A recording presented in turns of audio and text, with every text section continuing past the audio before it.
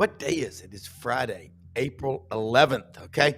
We've got a lot to cover today. Brenden, best way for people to watch us, obviously, is to subscribe, take a picture with the QR code of the QR code. If you're watching us right now, you're watching us. just go ahead and like and follow. So you've already found us, Rob. There you go. So that's how that works. There you go. If you'd like to follow us on another platform, go ahead and click the QR code. You'll go to Twitter or X, and you can follow us there. Or go to YouTube. This is the subscribe link. You can go right here, click on that QR code, and you will be able to follow us, get notifications, and join along. And if you're watching on some other platform we don't know about, well, share that in the chat and let us know. So yeah, we're only in 400 places. That's right. And look, there's a lot to cover today. Brenden, I'm sure you saw the story breaking yesterday afternoon on Nico Iamaleava at Tennessee. I'm going to tell you one thing. Rocky Top Tailgate, Mark Ham sent me those texts. His head was about to explode. He was down in South Texas turkey hunting, and then he sees that, and he goes, how much more does this guy need? Frank Duffy, Doug Dean, Rob Browne, Brenden, we're going to bounce the ball around today. A little roundtable action, lot to cover. I can tell you this, spring practice is underway.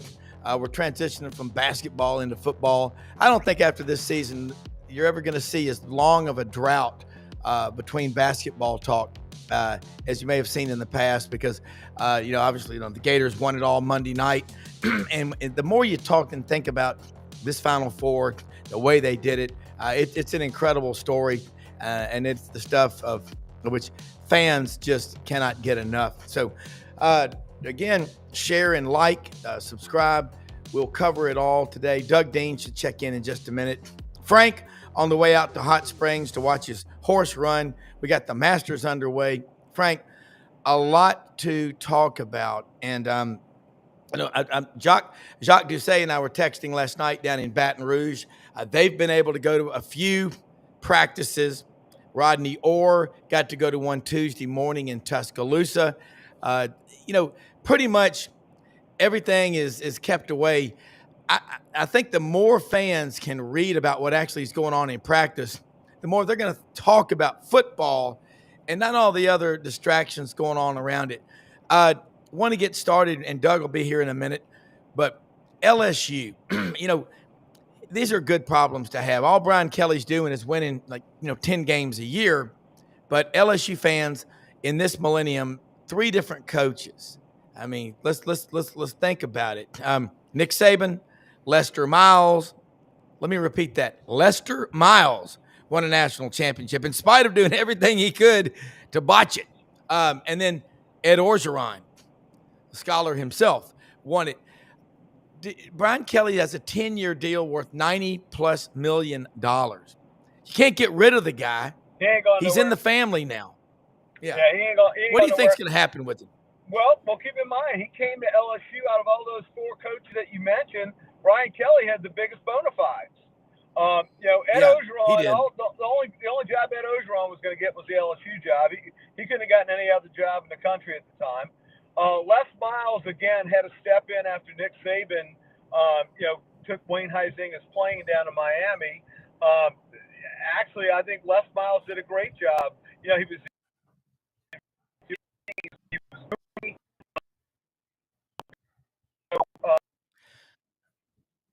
I will tell you, the guy had players that was going to be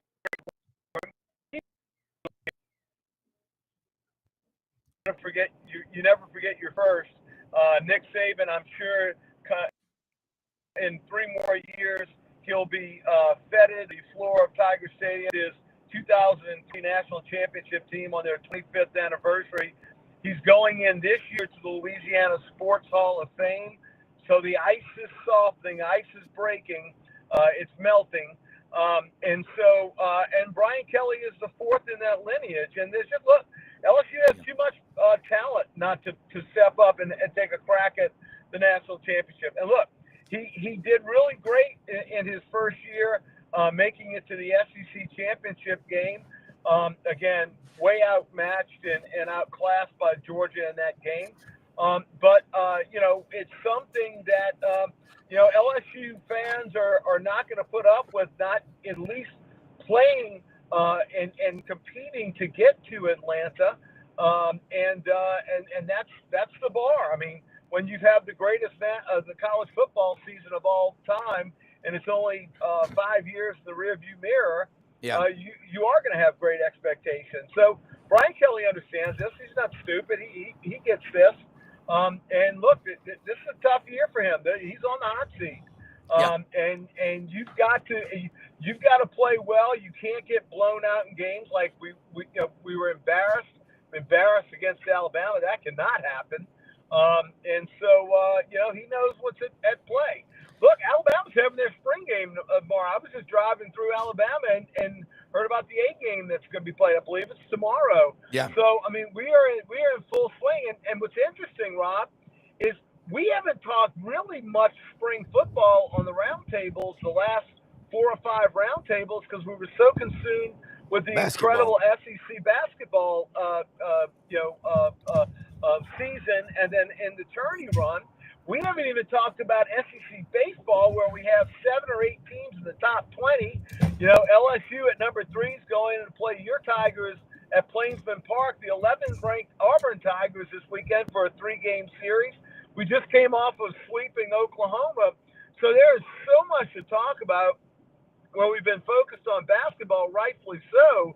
But you've got spring football and you've got college baseball that is in full swing. We have lots to talk about. We do, and I want to Doug Dean's on now from Birmingham. Want to get right to it. Story yesterday afternoon about Nico Iamaleava up at Tennessee wanting to renegotiate his NIL deal. He has a deal that if he stays all 4 years, allegedly $8 million, and now he's wanting to renegotiate it. And Mark Ham, Rocky Top Tennessee tailgate reporter, was funny. He said, "What, to a lower amount?" I mean, really. If you look at his numbers, he failed to reach 250 yards passing in 10 of his 13 games last year. He had 19 total touchdowns. I think in SEC games, he averaged around 169 yards passing and 207 if you count the non-conference games. We all know it only matters at that point. And when you're paying a guy like that, you better do it in the SEC. I think he's an example, Exhibit A. I've been saying this, of everybody looks at an $8 million alleged NIL deal and thinks, oh, he's automatically great. No, he's not. He's not even ranked among the top 10 quarterbacks in the SEC. You can talk about his potential, but you know what potential means? You ain't done a damn thing yet, or you hadn't done nearly as much as we think you can. Doug Dean, not that anyone wouldn't want to have Nico on their roster, but were you underwhelmed like I was with him last year? Well, yeah. And, I thought that the hot topic this morning with it Masters weekend was going to be the etiquette of one Jose Luis Ballester at Rays Creek. Man, it reminds the room, me, huh? That's the Southwest Airlines "Want to Get Away" commercial. That's right. What was he thinking? Don't make me be explicit. That he had Mother Nature called, and he was on a golf course, and the blown, the self-inflicted wound is that anybody at the Masters on an opening round could think that there's privacy. There's cameras everywhere. I mean, you can't I had a friend of mine call me. Rob, you can't even do that on a muni course. How were you doing that at freaking Augusta National? I don't know if the guy's even going to be let into the locker room today. If I was the man at Augusta National, that son of a bitch would be on the outside looking in this morning. He would be disinvited.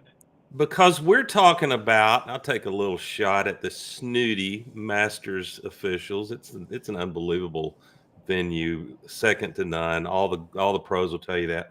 But they don't even like you calling it the back nine. It's the second nine.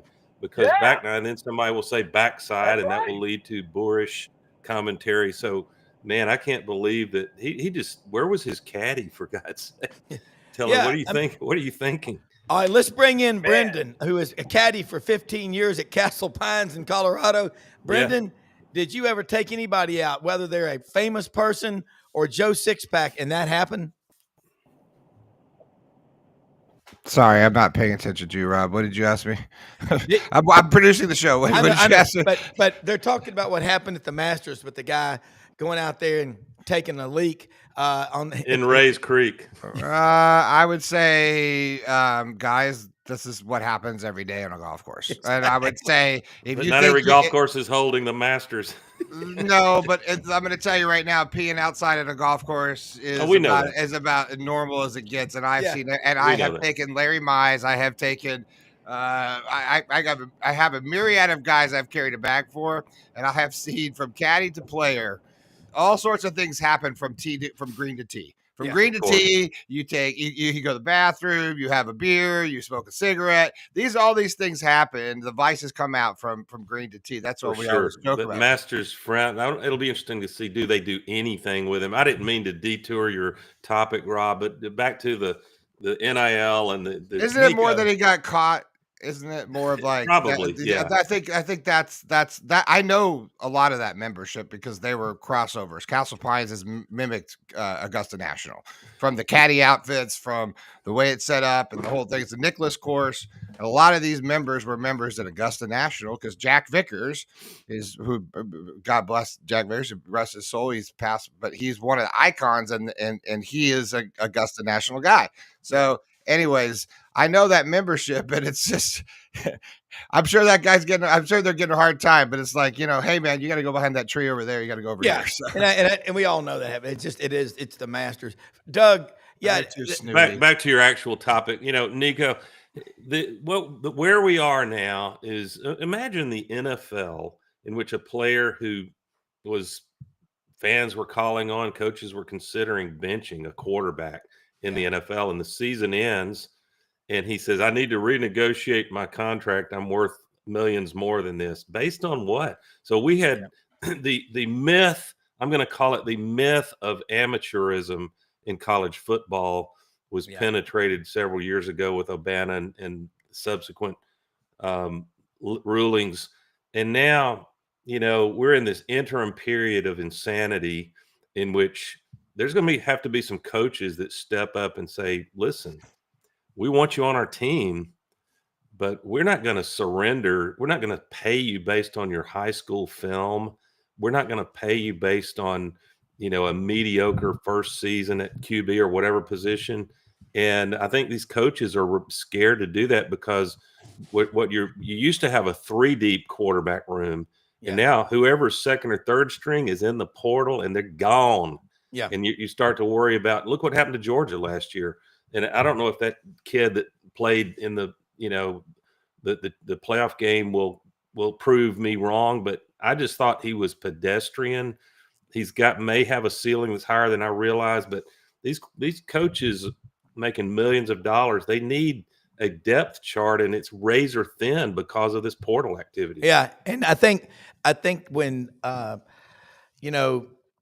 Carson Beck left and went to Miami, I think behind the scenes, there probably was some relief. I mean, when he went out, and we all know people that have ridiculous amounts of money. I don't know any of them that buy Lamborghinis or Rolls Royces. I mean, not the old money that I know and hard work, but they just don't do it. And he goes and spends $285,000. You know what that could have been? What if he'd have bought 100 futures contracts Wednesday morning in the market at $45? By the end of the day, they were worth $3,500 a piece. Do stuff like that. A Lamborghini, which, by the way, was stolen when he got to Miami. But I think Gunnar Stockton, the story on him is he drives a 20-year-old truck with roll-down windows. We don't know about his play yet. He's from North Georgia, Frank, Rayburn County. That's where they filmed Deliverance. He's a tough kid. But we don't know what did he do against Notre Dame. It didn't show out. You've got, we all like Livy Dunn. Doesn't she go by Olivia? From New Jersey. Yeah. She's a brand. She's one of the few it actually is name, image, and likeness. And correct. We can be cynical that the name, image, and likeness has to do with her beauty. And I'm not against beauty. Are you? Duff? No, absolutely not. I'm for it. No. But she was one of those testifying to Judge Wilkin in California on the day of the She final floor. Yeah, I didn't know that. That's and big. she appeared via Zoom, and she told Judge Wilkin that her estimate for NIL back pay, if you studied the House settlement, which is still in play, I don't think the judge made a final ruling on it. No. But Livy said that it didn't come close to matching her actual earnings, and I think that's accurate.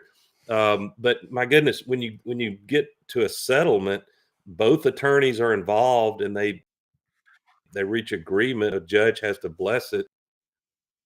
But I think the other day, the free market will figure all this out. Well, that's all true, but my God Almighty, if the free market takes 10 or 15 years to straighten it out, a hell of a lot of damage can get done, and people will step away from being interested in football. I think there may be, I've talked about this, there may be programs, the mid majors, and some that aren't in the power 3 or 4 conferences, really 2 conferences, if we're honest, that they may say, look, we have been cut out of the deal running a football program because I can't sell season ticket packages to fans when they know we have no chance of making a 12-team playoff. Great point. And I tell you, the original NIL. Frank, you're muted. Frank, you're muted.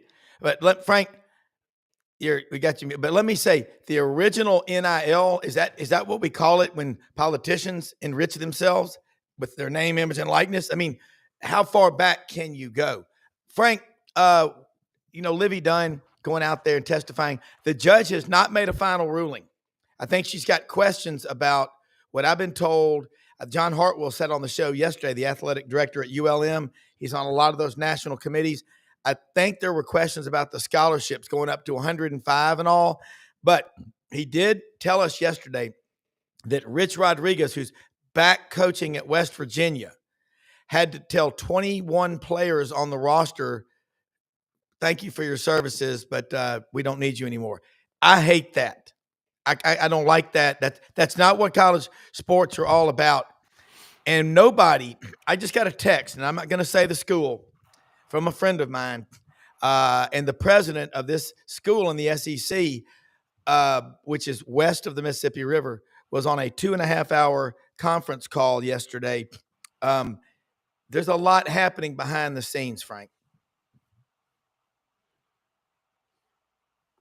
We've lost audio on Frank. We have Frank. We may have lost audio, but reboot, Duff. But Doug, you see where I'm going there. There's a lot that's going to happen. And I say the free market, and we don't always like what the free market comes up with. That's all we've got right now. That's all we got. Yeah. Yeah, and unfortunately, I wish when matters like this come up that we had a SCOTUS that. And they didn't do anything wrong. They operated within the scope of what a Supreme Court is supposed to do, which is read the law, the Constitution, and make a ruling. But what it set in motion, it stomped the accelerator to the floorboard on radical change that was at such a pace that great thinkers like Greg Sankey and others didn't have enough time to organize this. And what would have helped is if they could have gotten, like Major League Baseball, if I've got it right, an exemption from antitrust to bring sanity to this. If the main issue was players wanting their fair share of revenue in college football and TV, that's reasonable. That's more than reasonable. Then you get into the debate about proportion and how to do valuations. And the absurdity of what Supreme Court ruled was it was limited in scope to name, image, and likeness. And because of the aggressive competition in football and basketball, especially in college sports, you had it quickly got subverted to pay for play, Rob. Yeah. Well, I've just put a request out to Sidelines barrister in residence, Jack Turner, who really he's pretty much of an expert on antitrust law. And I asked him if he could come on for 5 or 10 minutes, spur of the moment, but I'd like to get him to expand on it because Jack is a Millsaps grad, Hugo Black College of Law grad at Alabama. But I tell you what, Brenden has been so far ahead in GatorBaitMedia.com on the Jaden Rashada story at Florida. That one won't go away. I wonder, and I just hope that you just hit on something, Frank. And I mean, Doug, and I have not thought about it as much, but athletic directors saying, how do I sell season ticket packages to my fans when they know we're walking the green mile and at best we're going to crack 500? Wow. And Ellis Johnson will be on People the that show. just like a nice warm September Saturday hanging out and tailgating. I just think, I mean, we were even before all of this, there was a blame the millennials and Gen Zs. We blame them for everything else. There was a precipitous drop off in, season ticket. You had even places like Bryant Denny they would tell you, and if it happens in Tuscaloosa, goodness, the rest of us have problems. To have 100,000 seat stadium, it was unusual, except for the really big games, to pack it full. So they're repurposing most of the stadiums in the SEC. Have done or are planning to repurpose and go from 100,000 or whatever capacity is to having more of these sky boxes, which there is apparently a market for with the big money boosters and fans. Okay, and Doug, it's a mess. And Doug, you're hitting on it, and Jack's going to join us in just a moment. I want to go back to this. Go back. We talked about how good it was in the old days, and I think when we talk about the 70s, the 60s, and the 70s, the crowds were not that big in college football. I mean, the Bryant Denny held 62,000. And if it wasn't, as you talked so much about, Pat Dye pushing the game to Auburn December 2nd, 1989, they'd still be playing their big games in Inslee. And that's just the truth. So you think about, if you're an athletic director right now, you're a president at an SEC school, which we focus myopically on, it's going to be a tough sell if you don't have the NIL. And I'll tell you what's going to happen. I'll predict it. They're going to be NIL collectives. They're going to just fold up their, tent and they're done. Because if the house settlement goes the way we think it might, then, okay, why do we, but then there's going to be schools in the SEC, I would imagine Florida and Alabama and Auburn and Georgia and Tennessee and Ole Miss are going to say, oh, we'll keep that NIL collective, by God. But any transaction over $600, there's going to have to be full transparency. Yeah, come back, Duff. We want to hear your opinion. Judge Wilkin, it's interesting. From one of the articles online I read, she was most curious as a judge about the inclusion of unknown future athletes. I chuckled. She talked about what about a 10-year-old today playing kickball on the asphalt? How will he? She was concerned that athlete, say in 2031, I don't even know if I'll live that long, would have no say in the terms that got approved before he became an athlete. To which I say, these settlements of issues, that it's a baseline you establish, and you sorry, no more plaintiffs can come or classes can come forward and claim that they were cheated from something 20 years ago. At some point, you got to start anew. And it's just like if you talk to Terry Bradshaw and all these guys that played, Joe Namath that played NFL back when, they made what we would consider a pittance now, didn't they, Rob? Oh, yeah. Go back and look at your old trading cards when you were a kid. They had a job. They worked at a bank. They were real estate. They sold real estate. They could have been a bartender, any number of things. But look, Namath probably made more money wearing pantyhose in a shave cream ad or whatever that ad was for. Remember, if you go back to Mickey Mantle when he made the $100,000 deal, that was ginormous. That was a big deal. But Doug, the fans all over America, we're taking out the spring games, one school after another. And who started it? Matt Rule at Nebraska, Sarkisian, Lincoln Riley at Southern Cal. You go back in the 70s, college football was a regional game. You could only be on TV 5 times in a 2-year period. And then in the 80s, 1984, Chuck Ninus, the CFA, Georgia, Oklahoma, the decision. All the games are on TV. What did we hear? Nobody will go to the games. They're all on TV. Since then, you name me a stadium that hadn't expanded 2 or 3 times. And, if let's suppose for grins right now that Coach Saban, or pick your favorite candidate, is named commissioner of college football, and they secede from the NCAA union, which I think is inevitable. And I actually think that's going to be inside of 2 or 3 years, not beyond that. All the pressure points are there. But one of my worries is, at that point, if I'm truly being a commissioner trying to save and give a lasting future to all of college football programs that are Division I, let's just start there.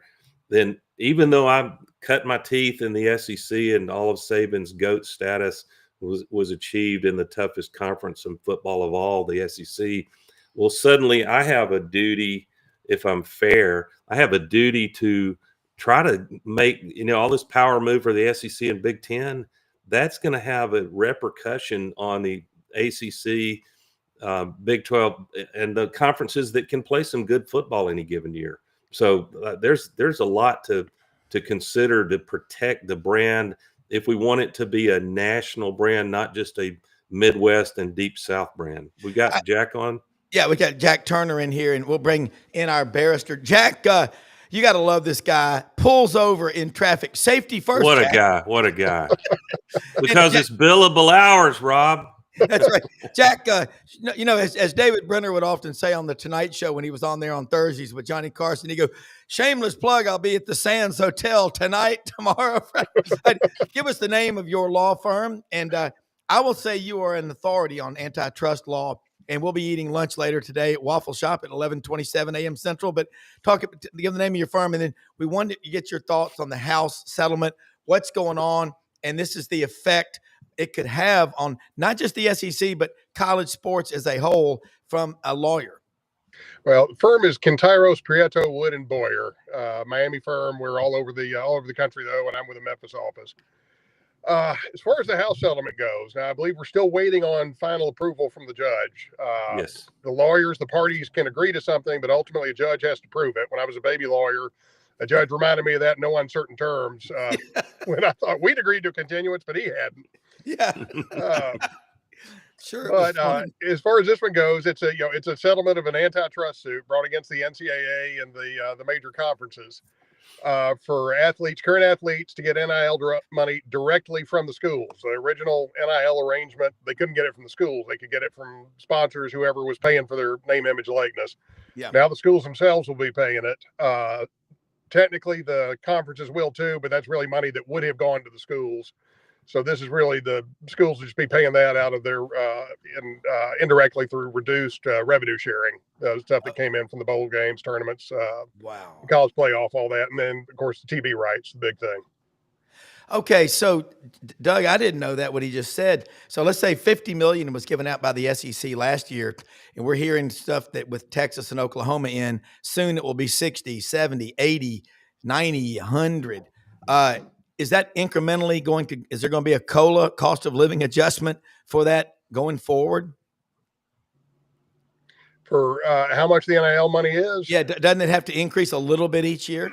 I don't think it has to. I mean, I think that's I think that's have not read the settlements. I don't know if that's addressed in there, but I don't know of any reason there would be a guaranteed step up every year because we could go through a period of deflation.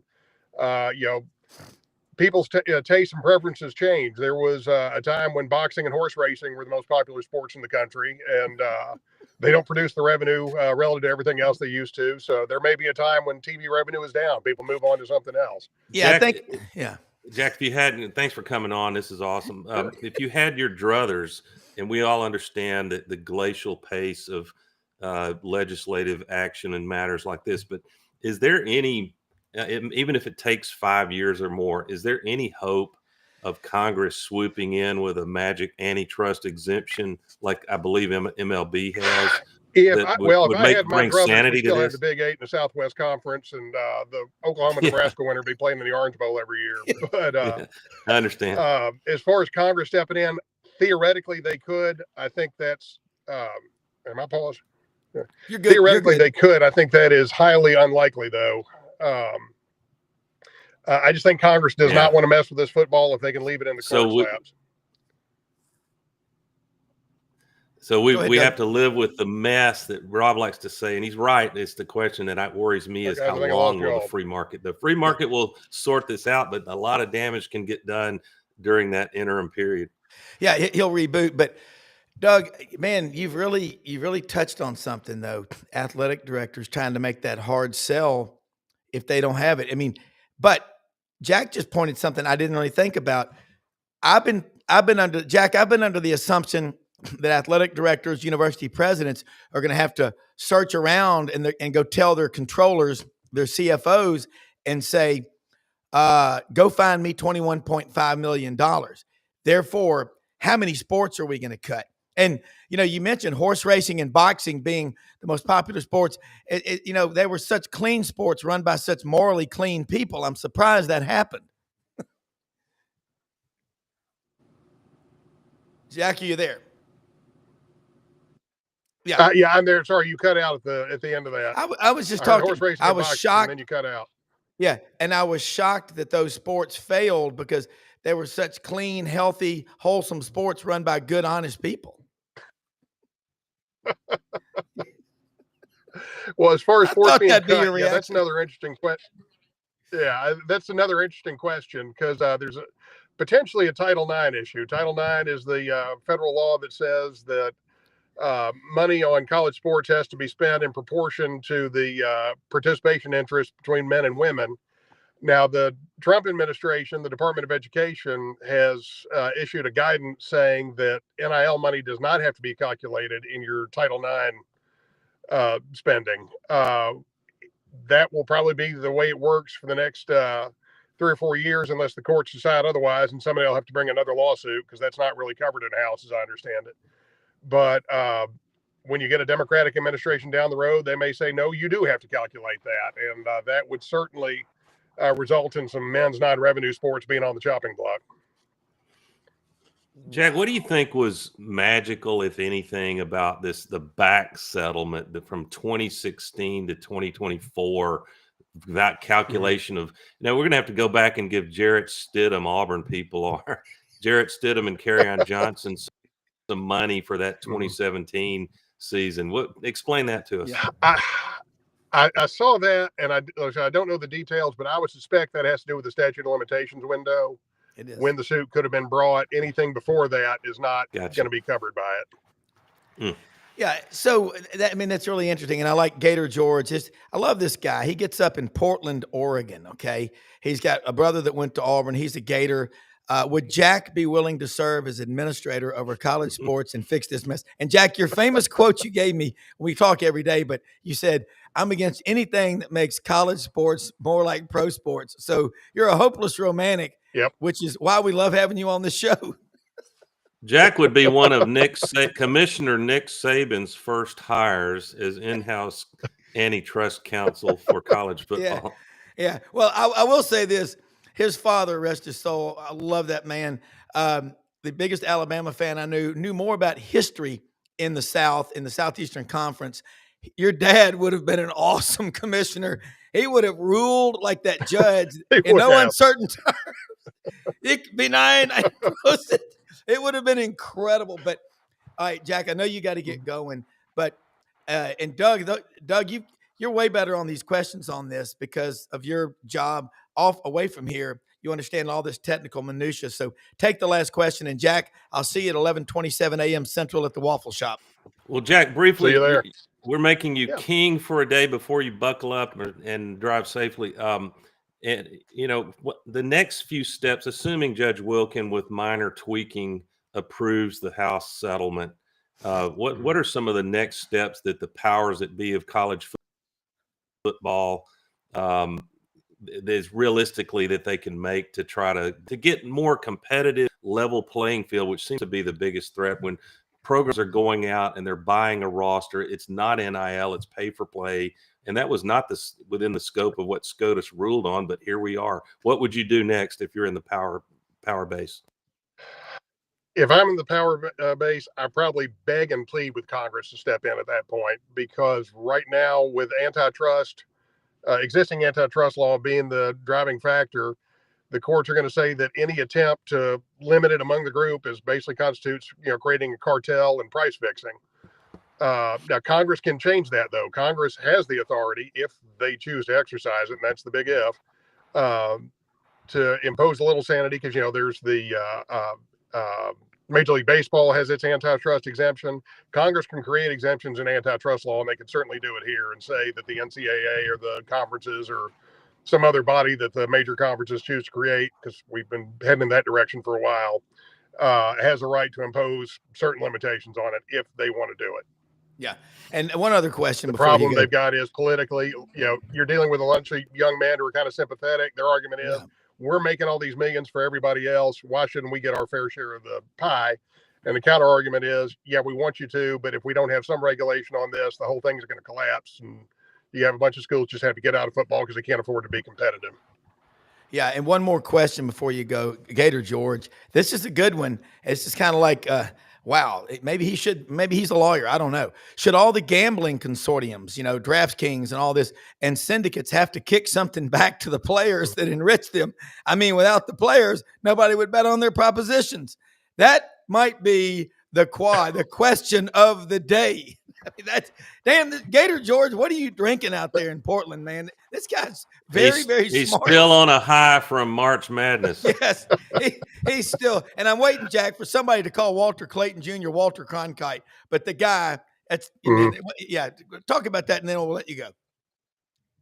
I don't see that going anywhere. That's like saying the newspapers should have to share their revenue with the players because they wouldn't have sports pages. That's the point. Gambling is a separate operation. Of course, everybody involved in sports hates it with a passion. But no, I don't think there would be any legal basis for saying that they have to kick in some of what they get to the players. Amateurism is dead, brother. Amateurism is dead. It is.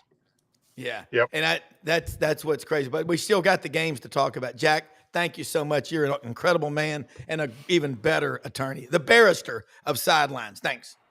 Rob, I thanks, guess, Jack. you better get ready to write a check too, because you're covering these guys too. You're making money off of college athletes, Rob. That's right. Yeah. All right. I'll give it a shot. Thank you. Be careful. Jack Safety Turner first. from the law firm of Dewey, Screwham, and Howe. I love it, man. He's a competent barrister, that's for sure. All of this begs a question, many questions, but I've been thinking about, and just in the culture that I know the best is Auburn, because I've spent so much time deep inside that over many years. Mm-hmm. But I think it's awfully similar to any big program in the SEC, especially those that have tasted championships. But, is there a world in which let's just take football for now, the football team are not students. They're not required to have a 2.5 GPA in order to go play, as if that's been enforced anytime recently. And they're not really interact. There might be guardrails on how exactly they can interact with the student body at large. They're just hired gun football players. And you know what? I don't hate them for that any more than I would hate a kid that wants to go learn how to be a high-end body repair guy. You know what those guys make in body shops? Rob? A lot. Six figures, brother. Oh, easily. 150, 200,000 if they're really good at their craft. So I'm not mad at anybody for, creating a means to create an income stream and enjoy life in America. But I have serious questions about when they suddenly take Dylan Cardwell in basketball, how beloved he became among the student body, what a leader he was, a role model spiritually and academically for so many kids. And if that goes away, that's another impact that sort of detaches fans from the what all adds up to their passion to want to be there on game day. Because now, if it's just a football game, I like my 70-inch flat screen in a man cave, Rob, with temperature control, and you walk 3 paces and you can get a cold beer of your choice. I'll still go to game day, but I think there's so many impacts going on that if I'm an AD like John, you quoted, I would be asking serious questions about what we modify to have a chance to stay in the game of football. Yeah, and I was texting with someone from ESPN last night about coming on today, and he couldn't do it today, but possibly next week. Look for Disneyland likely to close their doors. Disney is hemorrhaging. ESPN, that announcement from Saturday Down South last week, that game day is going to become an in-studio production. As Buddy said on this show, he said, well, what the hell are they there for? Gone. And Buddy made great point. ESPN, we love Paul Feinbaum. You know what? He's moving back to Birmingham. And I'm sure he's going to do a studio from Birmingham or something so he can still do SEC Network, obviously. But Paul cut his teeth in Birmingham. He's a Memphis native, but he knows the South, and that's where he's been born and raised, and he understands the dynamics like none of those national guys really do. Reese does because he's from Hamilton, Alabama, and he went to Tuscaloosa to school. But, guys, there's change that is happening, but I still want to go to the games. I love being at the game. But what I think's happened is look at the crowds outside the stadium. All right? Look at those crowds. And Landers Ford, hopefully Brad Bellamy will be on in just a moment. But bottom line, the crowds outside the stadiums, you have 90 to 100,000 people in a lot of these SEC stadiums, but you have 50 or 60,000 outside of the stadium.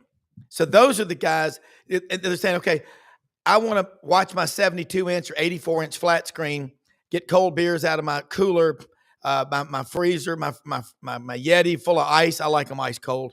But you still want to be at the games. That's what that is, okay? And Buddy, your comment the other day, we lost Frank. It's just been a wild day. It's technology, but Buddy, I'm trying to quote you. Mother Teresa said we can't all do everything, but we can all do something. You said ESPN's gotten so big that they're trying to cover everything, but they're not really covering much of anything like they should be. Buddy Martin, what say you? Morning, Rob. Good morning, Doug. How you doing? Congrats to the Gators, buddy.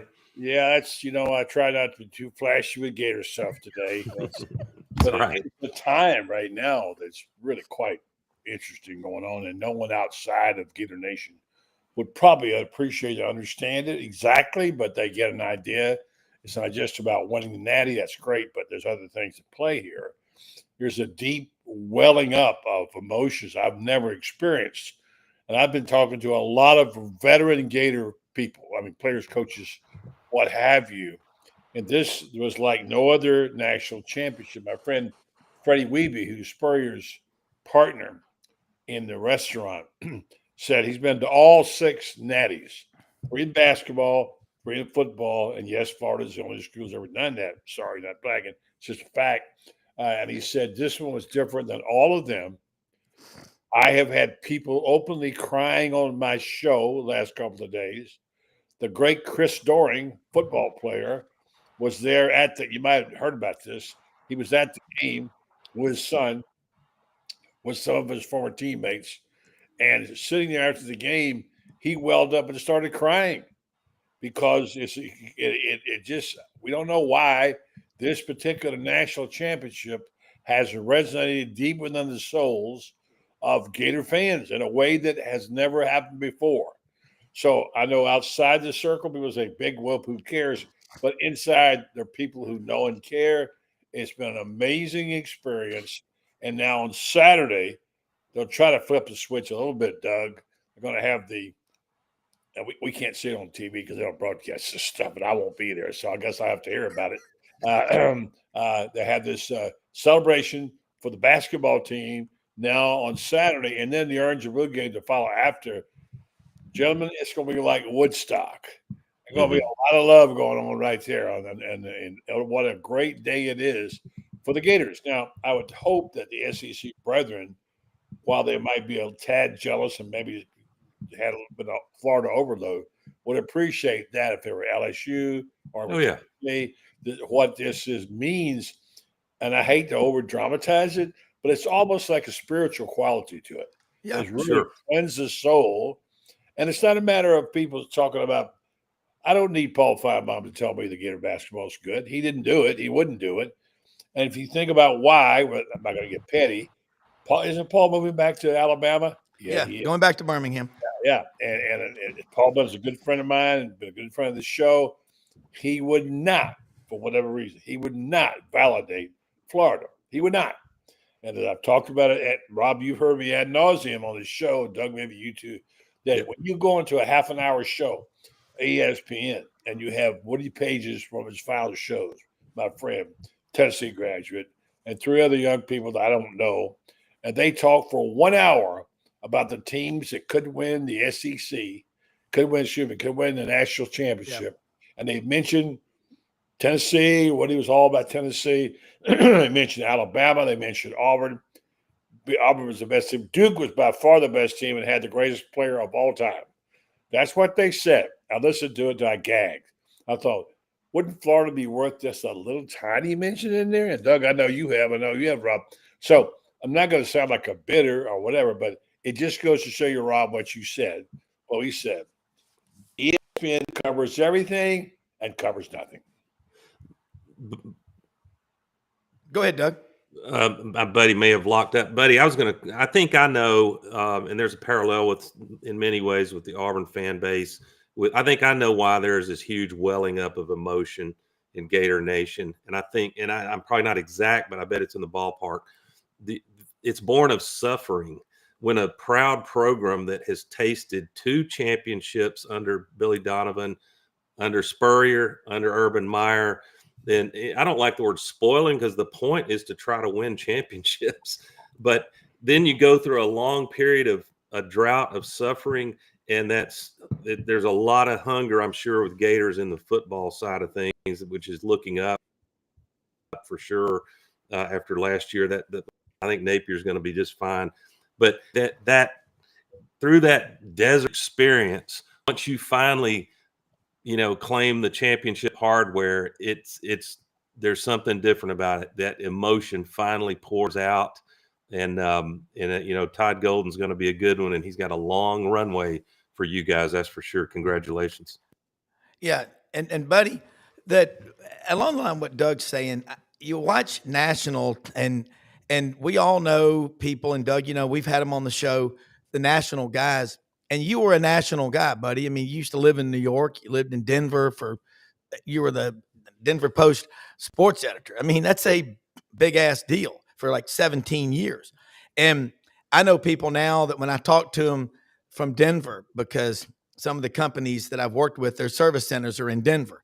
And they're like, oh God, Buddy Martin. I mean, and what's cool, I think, is that you're still writing, and you should write until you're 100. I mean, we're not reading enough, Doug. Doug is a great writer, and he uses terms. No, you're really and Buddy. But when I talk with Buddy, I really want to get to where I'm writing a column every week. But with Buddy, it's like I'll believe it when I see it, Rob. I know. I got to be better. But it's like Buddy's attitude is like, Doug, do it, but do it right. What we're seeing now is a lot of stuff thrown out there. And I'm sorry, but when I text you, I will indent 5 spaces to the right.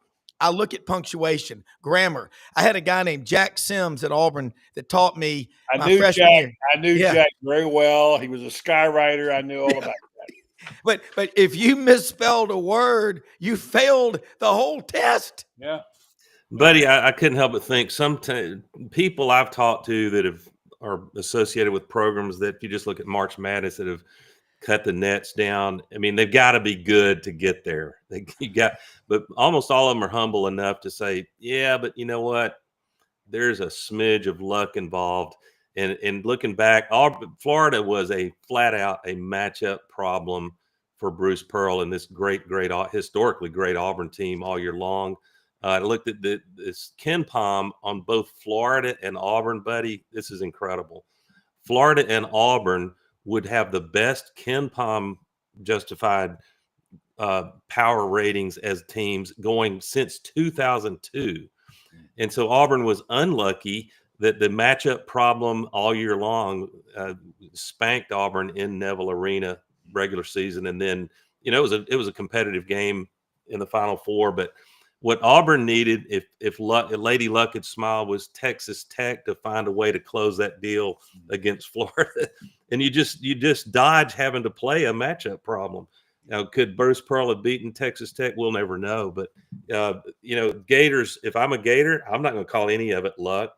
But people that are more objective analysts would say, yeah, absolutely. We stayed healthy. We got matchups we could deal with, and we were able to make shots down the stretch, even though we were coming from behind. To come from behind against a defensive juggernaut like Houston, man, that's something to really be proud of for sure. You're right. And if I just may, and I'm sorry to the fans who think, please, buddy, don't turn this into a Florida Gators show. I'm not. I'm just trying to. I don't mind it at all. Buddy, it's the top story. I just want to say two things. Number one, Bruce Pearl had a fabulous year. Auburn had a fabulous year. Part of the problem is that people like Feinbaum couldn't get their head out of the clouds because it was Auburn and Alabama. And he's moving back to Alabama, and he won't say it, but there's some deep seeds. And I get it. We all have them. We all have our biases in there. And so he couldn't bring himself to say, well, yeah, Florida's hurt the game. But the key is, and I'm deal again, that was kind of how they dealt with it on see. Well, they're just lucky. And okay, let me just point out two very key important parts. In the end of the game, which was it happened so fast, I didn't even know what had happened, nor did Gators, that as the clock was ticking down, when the greatest player the Florida's ever had in basketball, an offensive player who scored only 11 points, didn't have a bucket until there was 8 minutes to go in the game. Yeah, stepped up to deny the shooter, the kid from Tampa, the 3-point shot, got the hand up in the right place. And guys, this, it's so easy to foul the 3-point shooter. So easy. Yeah. If you touch him there, you're dead. Yeah. You're dead. Some of your dowdy. But but here's the thing. He said he was coached to do this, taught many times, step to the side. That wasn't luck. He was coached to do that. That was great. Yeah. Then when the ball goes on the floor, and I've said this, what's Houston known for? They're known for diving for balls. They even have a drill. They talk to this is what we do. We go after loose balls. We do drills on so and so and so forth. And so when the guy comes down, he can't allow himself to be holding the ball, lets it go. It goes on the floor, loose ball, the biggest loose ball in the history of Florida basketball. Who got the ball? Yeah. Kind of. Yeah. Yeah, and the Houston players win and lose games, and we try to be gracious and not rub it in the face of the player who will be in that, March sadness. Yeah. There's March Madness. He should have faked, dribbled, and then had a clean look to get the shot off at the very end. I agree with you, and it wasn't luck; it was preparation, and I think it's a lesson learned. Brad Bellamy, general manager, Landers Ford. I'm looking forward to going down to the Landers Center tonight to hear my man Sturgill Simpson. I am jacked up. I'm excited. Tell them what's going on out at Landers. We drove by there yesterday on the way out to Hewlett and Dunn. Old Glory is flying proudly at the dealership at Poplar and Houston Levy. I love it. That's right, Rob. That's right, man. It's been a beautiful week this week. So Old Glory's definitely been flying. Had the perfect amount of wind, so it just looks so pretty up there on this flagpole, 50 feet high above the sky. Man, we got great programs. At this point, if anybody watched the NCAA tournament Final Four, they heard all about the Ford Built for America campaign, and we got employee price for everyone. At Landers, we're not only giving employee price, we're beating employee price. So Expeditions, we got Expedition 2024's employee price plus $5,000 off. So trying to do everything we can to close out those 24s. We got 2 25s still in stock of the Expeditions. We're absolutely gorgeous. Rob, your wife would love it. So it's time for one of you guys to get an upgrade. One of you. Hey, it's us. We need to get one pimped out for SEC Sidelines, and so we can drive it around to the SEC games. That big old Expedition. Come on now. Let's get that going, Brad. Hey, Rob, you buy it, I'll wrap it. All right. Yeah. Hey, I'm telling you what, it's exciting because you go out there. I drove by yesterday. It's where Collierville meets Memphis. It's a big lot, and y'all's name is all over the place. And I'll tell you one thing. The motto is great. If you didn't buy your last vehicle from Landers, you probably paid too much. And Brad, I love the stories of y'all working with people when they come in, because there's a lot of anxiety when they go buy a truck. Just quickly tell us, and I know you got a question for Buddy or Doug. Quickly tell us what the process is like when they walk in and they ask for Brad Bellamy and say, "Hey, I want to get a new truck or car or SUV." Absolutely. No, thanks, Rob. Yeah, I mean, I want to try to see what their needs are, see where we can meet them, and then, hand them off to a salesperson who'll do an excellent job explaining the features and benefits and making sure that they find the vehicle that's right for them. We don't have a high pressure environment. With the current programs out there, it's really just about trying to pick what the customer, best fits their needs, whether it's something they're going to take off road, whether it's something they're most concerned about their budget, and it's not just new cars. We got great deals on used cars too, and trying to help people get financing and want to just be able to take care of the needs of individuals. People don't like to be sold things, but everybody likes to buy things. And so if we let them lead the way, then they'll have a great experience. So that's our goal here. We won President's Award, which is the highest honor at Ford last year. And we're super excited about just how great that customer experience continues to be. So, Rob, my big thing with the NCAA tournament is, why do they have to start the championship game so stinking late? I mean, everything else we've moved up. You put it on a Monday night and then you start. I mean, Buddy, I know Florida was in the game, but were you nodding off a little bit at any point? Or is your sleep I don't think so. He was had 3 Red Bulls. Yeah. Yeah, no, I wasn't, but I felt your pain a long time. Try being in the newspaper business, which I was a million years ago. On your own deadline, every minute counts, and you're hoping for an afternoon game. They say tonight's game will start at 10:36. It's incredible. But you know what? Incredible. I made up a word. It's incredible because it's where ESPN and TV says and CBS says we're going to go there, whether you like it or not. It's not for you.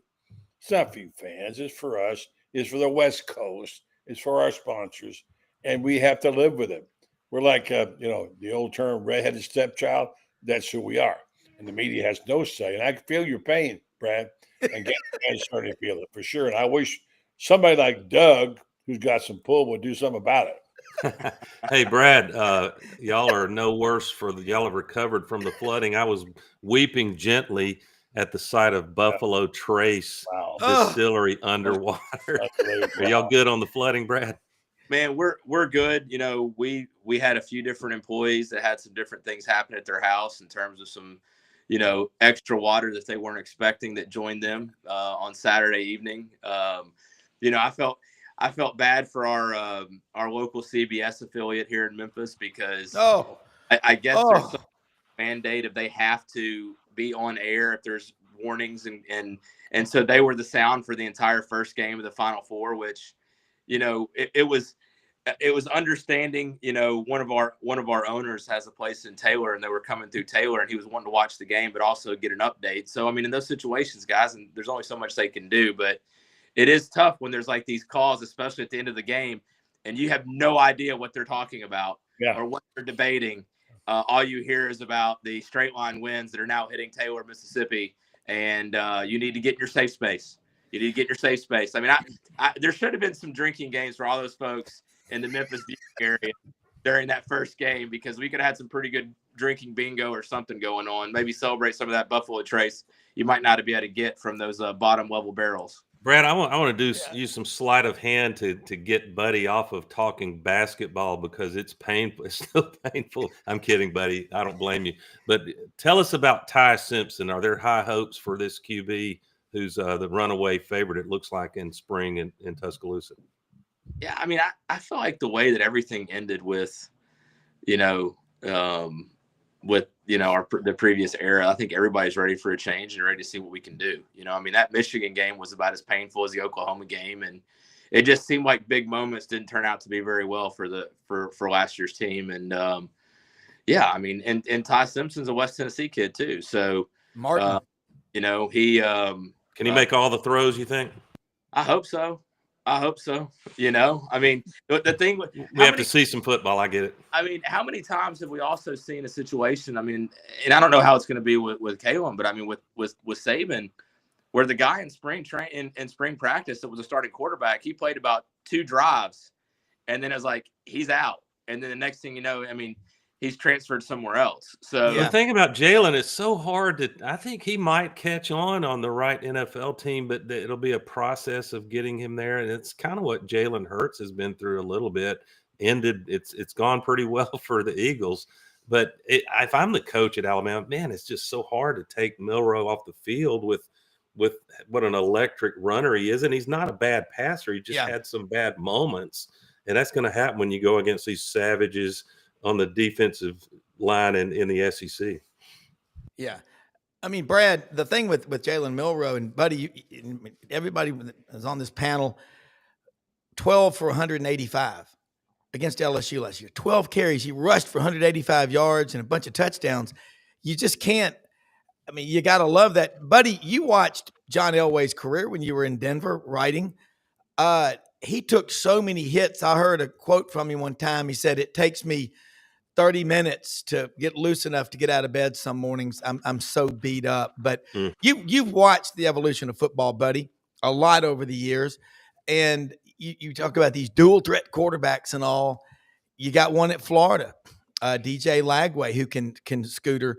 But and along the line of what Brad's saying, and Doug's right, we got to see some football. Can he make all the throws? And by the way, Ty Simpson from Martin, Tennessee, Westview High School, his dad's in his 19th year there as the head football coach at UT Martin, but he's got a little brother who's pretty damn good as well. But, Buddy, talk about the quarterback position. Well, I will, but I got to say this. I can't let Brad get out of here without me mentioning this. At least it's still basketball season here, okay?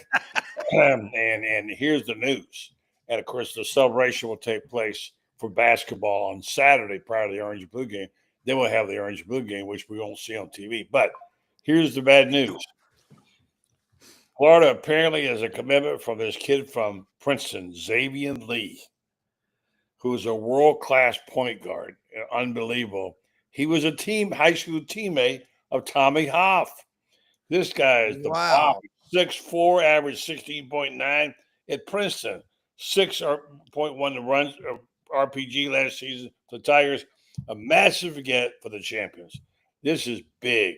This kid here, you put him in now, what they got coming back, Denzel Aberdeen, particularly at the guard position. Guess what? They might have had those 3 senior guards they had, but they got some really great players, and they got a heck of a coach. So, yeah, I'm with you on that, Brad. I'm anxious to see the upgrades in football as well, but I got to let this afterglow last just a couple of more days. Hey, well, fans are still holding on to 1998 national championship in football, man. You hold on to it long as you need to. But hey, it's the first time me and a third of the country, I actually got the national champion right. I actually had the national championship game right, which I don't know if I've ever done that, to be honest with you. But when it's all 4 one seeds making the Final Four and you decide to go chalk for the first time in a long time, it works out. Good for you. Congratulations to the Florida Gators. I mean, talk about, if you would have known in the summertime with all the turmoil you had in your football team, with the unknowns of basketball, that your football team would have had a turnaround and actually got to the point where it got to by the end of the year. Instead of saying fire Billy Napier, it's like 1 more year and we'll see what happens. And then you guys win the national championship in basketball, which I don't think there was any expectation that they would get to that level this year. No. But the way that they closed out the season was just incredible and celebrate it, man. I think we're all jealous of a national championship. I don't know when any of my teams are going to get one anytime soon, except for women's gymnastics. So yeah. Nothing wrong with that, by the way, too. And incidentally, I just got to say, the way Walter Clayton has handled this, did you guys see the end of the game when Clayton came over to console? Oh, he consoled the guy. Yeah, I saw that. That was impressive. Who are you thinking of? Yeah. Most 20 years old are thinking of themselves. He's over there consoling the guy who didn't get the shot off. Yeah. And what's his first words out of his mouth? I want to see my mama. That's his first word. I want to see my mama. Yeah. I know it's corny and all that. No, it's not. Like to think your kids are a cut above. How many stars did he have, by the way? 0. No stars. That's the great thing, Brad. This was a true team, 10 deep, with nobody had any star, but one guy with 4, rest number 3 or 0 stars. This is what Rob has been wanting, and what we all been wanting about our sports teams. Give us a team. Yeah. Loves the school. Players we get to know for a couple of years, for heaven's sake. Buddy, guys, I don't know if y'all heard this. Last year, Buddy said something. It was both funny and sad. A Florida football coach announced he was leaving, and Buddy goes, I would say it was great knowing you, but I never met you. I mean, because they're so restricted. Buddy, I'm going to come up with a bunch of Buddyisms and put them on a T-shirt because but you said that, and it's like, Brad and Doug, we all know this, and Brendan's watched this. We don't know these people like we used to, but we saw a team. And if I'm an NFL executive, I will draft Walter Clayton Jr. Well, NBA, you mean he's gone up in the draft now. They've been talking about him. I don't believe this, possibly being a lottery pick. Wow, that'd be amazing. Well, when you're the most valuable player, and Brad, they made us pick March 16th, Kevin Skarbinski, spur of the moment that night. Your Final Four, I had Michigan State, Florida, Alabama, Houston. I had Florida playing Houston, Florida cutting down the nets. So 2 peas in a pod. They're two good ciphering brains right there. But Doug, your take on this, and we'll wrap it up here in a second, but your take on what all these guys have said, I think is we just love the game, the teams. We love what Walter Clayton, that sportsmanship after the game, going over there and consoling that guy because he knows it could have been him just as easily. Yeah, their fans are sentimental, sometimes sappy in a good way. Yeah. And if this thing becomes sterile and sanitized and it's all about, paying 7 figures to a high school senior to sign with you, he better turn out to be good or fans will turn on him. Yeah. And I hope that and that's kind of how I see NBA too often. They don't play defense until the playoff comes around, right? At least it looks that way. To the fourth quarter. Yeah. And so I think the product of college football, and God knows basketball, is just fine. Yeah. But as we talked about with a barrister, Jack Turner, constitutional attorney, or antitrust attorney, there's some messes that need cleaning up for it to be a fairly level competitive playing field. And then, that's going to take a few years, it looks like to me. Well, I definitely think it is. And, fear doesn't stop death. It just stops life. So we got to persevere through this and figure this out. And we will. But I cannot say enough, man. This has been an awesome show. Brad Bellamy, I know you got your sales call coming up at Landers Ford, but awesome having y'all as a sponsor. And again, Doug Dean, we had Frank Duffy. We lost him somewhere. He's somewhere between 2. He's worried about his winning thoroughbred. Yeah, he's headed to Hot Springs today, Brad. Oh, is Nip in the bud running again? Yes. Yes. Download Twin Spires and get something going on him and see if I can. What a wholesome family sport, horse racing and boxing. I just love it. Rob, guys, y'all have a great weekend. All right, everybody, thank y'all. Thank you, Brad. Go ahead. I was going to say, really fun news story that came out last week. I had an old manager at Ford Motor Company that over the years, he wrote down every phrase. You're talking about buddyisms. He wrote down every phrase that somebody said incorrectly for about 10 or 12 years and had these huge boards. There's an NBC News article video that came out last week. It was awesome. Love you guys. Love the show. Love being with you. Brenden, let's get you a car. And have a great weekend, guys. Come see us at Landers. And write this down. Ready? Yeah. Well, we lost him. The Gator Boys. Stay hot, Gator Boys. That's the slogan that came from the 2006 and 7 team, which is adopted by this team. And that's their mantra. Stay hot, Gator Boys. They're passing the torch to Billy Napier on Saturday. Let's see some heat from Billy. No, I agree with that. History, traditions, and heroes. Thank you, Brad. Thank you, buddy. And Brenden, let me say something about our sponsors.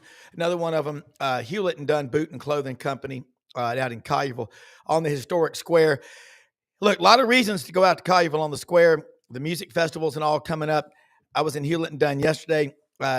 Unbelievable stuff. They've got Barber computer bags, Filson computer bags, boots, Filson duck heads, man, all the polos. The spring fashions are in, men's and women's and kids. Great looking boots and bags and luggage. All of it Hewlett and Dunn open Monday through Saturday, 10 a.m. to 6 p.m. Hey, look, man, awesome show. It was a wild one. We were all over the place today, but most often we see the face of Christ in the least among us. Go out and do something great for somebody. Have a great weekend. We'll see you Monday morning with Coach Ellis Johnson.